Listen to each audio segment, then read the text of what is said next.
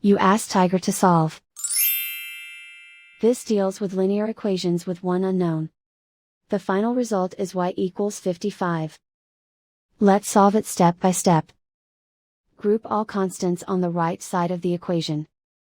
Subtract 18 from both sides. Simplify the arithmetic.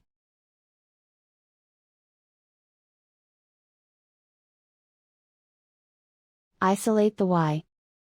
Multiply both sides by inverse fraction 11/6. Group like terms. Multiply the coefficients.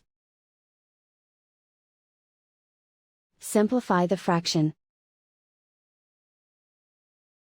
Multiply the fractions. Simplify the arithmetic. And so the final result is y equals 55.